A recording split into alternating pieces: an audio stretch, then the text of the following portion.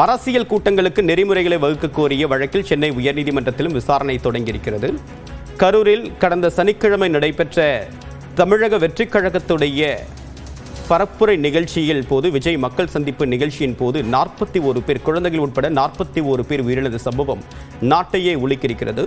இந்த விவகாரத்தில் அரசியல் கட்சிகள் மேற்கொள்ளப்படக்கூடிய கூட்டங்களுக்கு பாதுகாப்பு நெறிமுறைகளை வகுக்க வேண்டும் என்று தற்போது நீதிமன்றத்தில் மனு தாக்கல் செய்யப்பட்டுள்ள நிலையில் இது தொடர்பாக விசாரணை சென்னை உயர்நீதிமன்றத்திலும் தொடங்கியிருக்கிறது. இது தொடர்பான விவரங்களோடு இணைகிறார் நம்முடைய சிறப்பு செய்தியாளர் பாலவேல். நீங்கள் தொடரலாம். நிச்சயமாக தேவப்பிரியன், தற்போது உயர்நீதிமன்ற மதுரை கிளையில் தாவேக நிர்வாகிகள் தாக்கல் செய்திருந்த முன்ஜாமீன் மனுக்கள் மீதான விசாரணை நடைபெற்று வரக்கூடிய அதே நேரத்தில் சென்னை உயர்நீதிமன்றத்தில் தற்போது அரசியல் கட்சியினர் நடத்தக்கூடிய கூட்டங்களுக்கான நெறிமுறைகளை வகுப்பது தொடர்பாக தாக்கல் செய்யப்பட்ட மனு மீதான விசாரணை நீதிபதி செந்தில்குமார் முன்பு நடைபெற்று வருகிறது. அந்த மனு மீதான விசாரணையில் பல்வேறு வாதங்களும் தொடர்ந்து முன்வைக்கப்பட்டுக் கொண்டிருக்கின்றன. அது தொடர்பான கூடுதல் விவரங்களோடு இணைகிறார் சிறப்பு செய்தியாளர் அபினேஷ். விவரங்களை பதிவு செய்யலாம். என்ன வாதங்கள் முன்வைக்கப்படுது? சென்னை வில்லிவாக்கத்தை சேர்ந்தவர் PH தினேஷ். இவர் சென்னை உயர்நீதிமன்றத்தில் ஒரு பொதுநல வழக்கு ஒன்றை தாக்கல் செய்திருந்தார். குறிப்பாக கரூர் துயரம் போல் மீண்டும் ஒரு சம்பவம் நடைபெறாமல் தடுக்கக்கூடிய வகையில அரசியல் கட்சிகள் ரோட் ஷோ போன்ற நிகழ்ச்சிகளுக்கு வழிகாட்டு நடைமுறைகளை வகுக்க தமிழக அரசுக்கு உத்தரவிடக் கோரி சென்னை உயர்நீதிமன்றத்தில் இந்த வழக்கை தொடர்ந்தார்.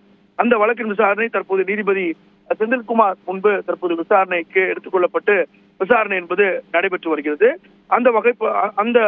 அந்த வழக்குகளை பொறுத்தவரை அரசியல் கட்சிகள் ரோட் ஷோ போன்ற நிகழ்ச்சிகளுக்கு வழிகாட்டு நெறிமுறைகளை வழங்கக்கூடிய இந்த வழக்கு என்பது தற்போது நடைபெற்று வருகிறது. மிக முக்கியமாக வீடியோக்கள் பார்க்கும் போது கடுமையான ஒரு வேதனை அளிப்பதாக நீதிபதி செந்தில்குமார் தெரிவித்திருக்கிறார்.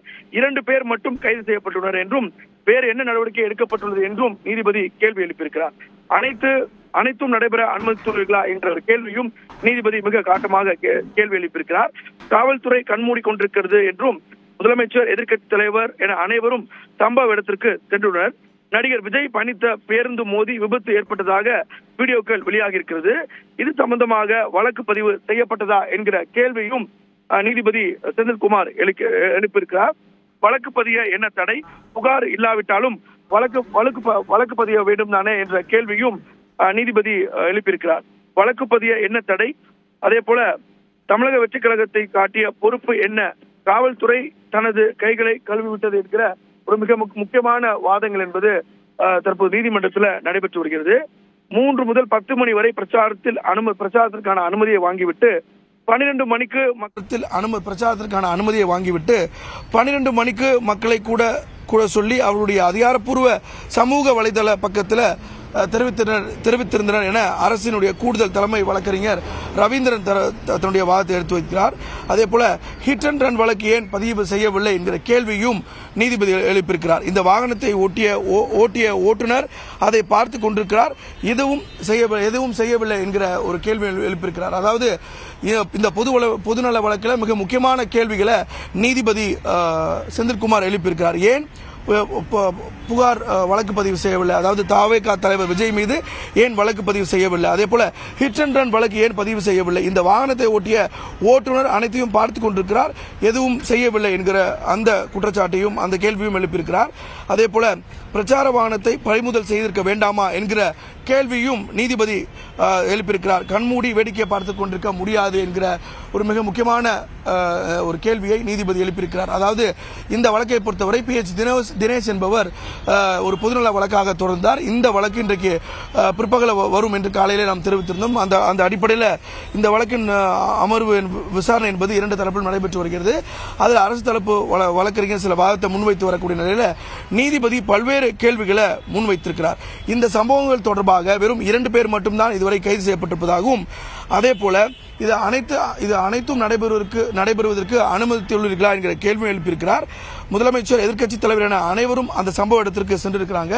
ஆனால் நடிகர் விஜய் பயணித்த பேருந்து மோதி விபத்து ஏற்பட்டதாக வீடியோக்கள் வெளியாகக்கூடிய நிலையில் இது சம்பந்தமாக வழக்கு பதிவு செய்யப்பட்டதா என்கிற கேள்வியையும் நீதிபதி எழுப்பியிருக்கிறார். வழக்கு பதிவு செய்வதற்கு என்ன தடை? அதே போல புகார் எதுவும் இல்லாவிட்டாலும் வழக்கு பதிவு செய்திருக்க வேண்டும் என்கிற கேள்வியும் நீதிபதி எழுப்பியிருக்கிறார். அந்த வகையில் மிக முக்கியமான வாதங்களை ஒரு கருத்துக்களை கேள்விகளா நீதிபதிகள் வைத்து வராங்க. அதே போல நிகழ்ச்சி ஏற்பாட்டாளர்களுக்கு கருணை காட்டுகிறீர்களா என்கிற கேள்வியும் நீதிபதி எழுப்பியிருக்கிறார். இதுல இந்த வழக்கை பொறுத்தவரை 2 பேர் மட்டுமே இதுவரை கைது செய்யப்பட்டிருக்கிறாங்க. தாவேகா நிர்வாகிகளாக இருக்கக்கூடிய கரூர் மேற்கு மாவட்ட செயலாளர் இருக்கக்கூடிய மதியழகன் உள்ளிட்ட இருவரை மட்டும்தான் கைது செய்திருக்கிறாங்க. அந்த அடிப்படையில் இதை கண்மூடித்தனமாக வேடிக்கை பார்த்து கொண்டிருக்க முடியாது. குறிப்பாக அந்த பிரச்சார வாகனத்தை பறிமுதல் செய்திருக்க வேண்டாமா என்கிற கேள்வியும் சென்னை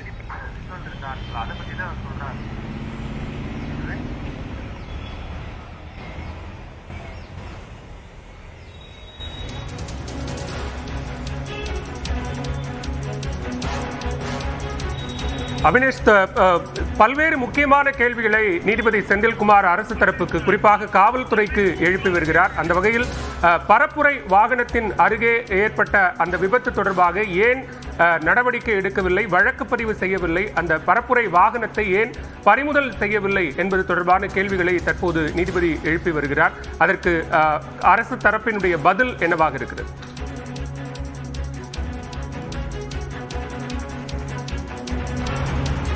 யாரையும் அரசு பாதுகாக்கவில்லை என்கிற அரசு தரப்பு பதில் கொடுத்துட்டு வர்றாங்க. அதாவது இதில் யாரையாவது பாதுகாக்கிறீங்களா காட்டமான ஒரு கேள்வியை நீதிபதி எழுப்பியிருக்கிறார்.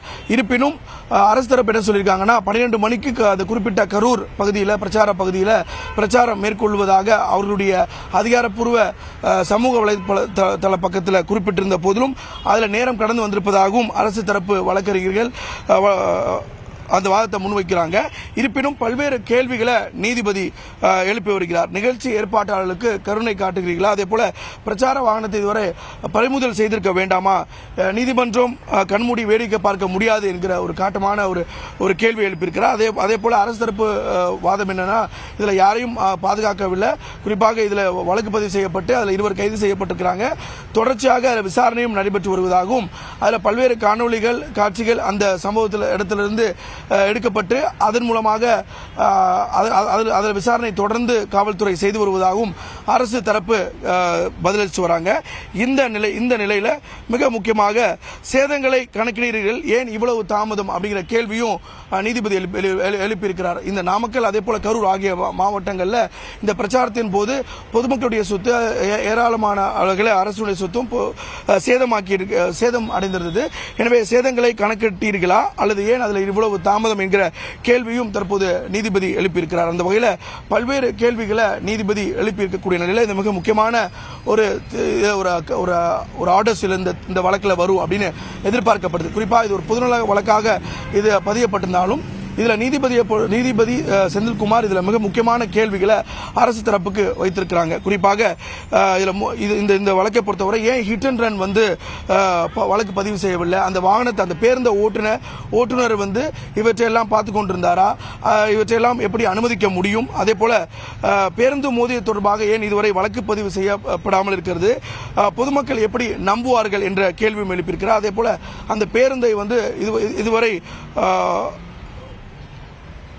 இதுவரை பறிமுதல் செய்திருக்க வேண்டாமா, நீதிமன்றம் இவற்றையெல்லாம் கண்மூடித்தனமாக வேடிக்கை பார்த்துக் கொண்டிருக்க முடியாது, நிகழ்ச்சி ஏற்பாட்டாளருக்கு கருணை காட்டுகிறீர்களா என்ற பல்வேறு கேள்விகளை எழுப்பியிருக்கிறது. அதே போல சேதங்களை கணக்கிட்டீர்களா, அதில் ஏன் இவ்வளவு தாமதம் உள்ளிட்ட பல்வேறு கேள்விகளை முன்வைத்து இந்த வழக்கினுடைய வாதம் தற்போது சென்னை உயர்நீதிமன்ற வளாகத்தில் நடைபெற்று வருகிறது. பாலவேல். அபினேஷ், அதே நேரத்தில் அரசியல் கட்சி கூட்டங்களுக்கான நெறிமுறை தொடர்பான வழக்கில் நீதிபதி செந்தில்குமார் தான் இந்த காட்சிகளை பார்த்ததாக கூறியிருக்கிறார். குறிப்பாக இந்த பரப்புரை வாகனத்தில் ஏற்பட்ட விபத்து தொடர்பான காட்சிகளை தான் பார்த்ததாக குறிப்பிட்டிருக்கிறார். அதன் அடிப்படையில் தான் அவர் இந்த கேள்விகளை எழுப்பி வருகிறார். அது தொடர்பாக அவர் கூறிய கருத்துக்கள் என்ன?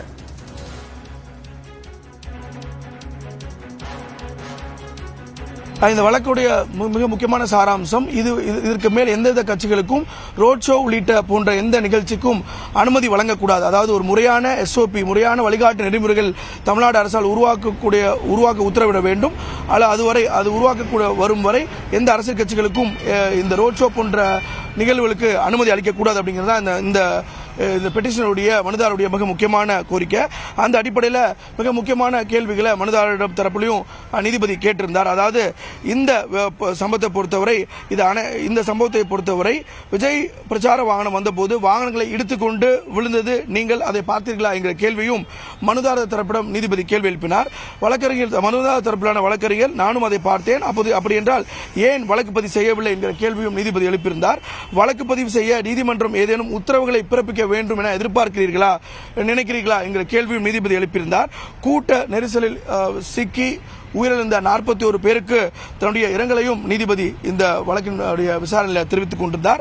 அந்த வகையில் நடிகர் அதாவது தாவேகாவுடைய தலைவர் விஜயனுடைய பிரச்சார வாகனம் வந்தபோது அதில் 2 வாகனங்களை இடித்து அதில் விழுந்தக்கூடிய அந்த நபர்களை பார்த்தீங்களா அப்படிங்கிற கேள்வியும் நீதிபதி எழுப்பியிருந்தார். தொடர்ந்து தாவேகா கூட கேட்டக்கூடிய இடத்தை தான் ஒதுக்கினோம் அப்படிங்கிறது அரசு தரப்பு வாதமாக இருக்கிறது. அதாவது தமிழக வெற்றி கழகத்துடைய கேட்ட அந்த இடத்தை தான் ஒதுக்கீடு செய்தோம் என்றும் 11 நிபந்தனைகள் அதில் விதிக்கப்பட்டதாகவும் எதிர்க்கட்சி தலைவர் எடப்பாடி பழனிசாமி அதே இடத்தில் சில நாட்களுக்கு முன்பு பிரச்சாரம் மேற்கொண்டார் எனவும் தாவேகா நிகழ்ச்சிக்கு 559 போலீசார் பாதுகாப்பு பணிக்காக அமர்த்தப்பட்டதாகவும் அரசு மீது குறை கூறுவது எளிது என்றும் டிசம்பர் மாதம் திட்டமிட்டப்பட்ட நிகழ்ச்சி திடீரென செப்டம்பர் மாதத்திற்கு மாற்றப்பட்டுள்ளது என்கிற ஒரு மிக முக்கியமான வாதத்தை அரசு தரப்பு வைத்திருக்கிறாங்க. ஏற்கனவே விஜயுடைய பயண திட்டம் என்பது அந்த 3வது வாரமாக அவர் அந்த பிரச்சாரத்தை மேற்கொண்டிருந்தார். முதல் வாரம் திருச்சிராப்பள்ளி, அரியலூர், பெரம்பலூர் ஆகிய மாவட்டத்தில் பிரச்சாரத்தை மேற்கொள்ள திட்டமிட்டிருந்தார். ஆனால் மிக நீண்ட நேரமானதால் பெரம்பலூர் பயணத்தை ரத்து செய்தார்.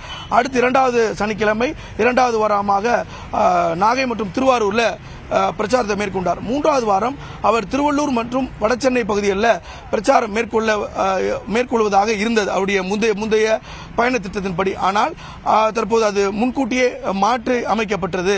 அதை இன்றைக்கு நீதிமன்றத்தில் அரசு தரப்பு வாதமாக வைக்கிறாங்க. அதாவது இந்த கரூர் மற்றும் நாமக்கல்ல திட்டமிடப்பட்டிருந்த இந்த பயணம் என்பது டிசம்பர் மாதம் நடைபெறுவதாக இருந்த திட்ட பயணம். அதை திடீரென டிசம்பர் மாதம் திட்டப்பட்டிருந்த நிகழ்ச்சி திடீரென செப்டம்பர் மாதத்திற்கு மாற்றப்பட்டதாக அரசு தரப்பு வாதம் முன்வைக்கிறாங்க. அதாவது அந்த 27ஆம் தேதி நடைபெறக்கூடிய அந்த நாளில இருந்து 10 நாட்களுக்கு முன்பு தான் மீண்டும் இடம் வேண்டும் அப்படிங்கிறத கேட்டிருந்தாங்க. எனவே டிசம்பர் மாதம் நடைபெறதாக இருந்த அந்த திட்டம் ஏன் முன்னாடியே மாத்தினாங்க அப்படிங்கிற கேள்வியை வைத்திருக்கிறாங்க. அதே போல தமிழக வெற்றி கழகம் கேட்ட அந்த இடத்தை தான் நாங்கள் ஒதுக்கீடு, அதாவது காவல்துறை ஒதுக்கீடு செய்து கொடுத்ததும் அதே போல 11 நிபந்தனைகளை காவல்துறை தரப்பில் அந்த கட்சிக்கு வழங்கப்பட்டது என்றும் அவர் குறிப்பிட்டிருக்கிறார். அதே போல எதிர்க்கட்சி எடப்பாடி பழனிசாமி சில தினங்களுக்கு முன்பு அதே பகுதியில் எவ்வித அசம்பாவிதமின்றி ஒரு பிரச்சார பயணத்தை மேற்கொண்டிருந்தார். ஆனால் அந்த இடத்துல எந்தவித அசம்பாவிதமும் ஏற்படவில்லை என்கிற வாதத்தையும் அரசு தரப்பு ஒரு வாதமாக வைத்திருக்கிறாங்க. பாலவேல்.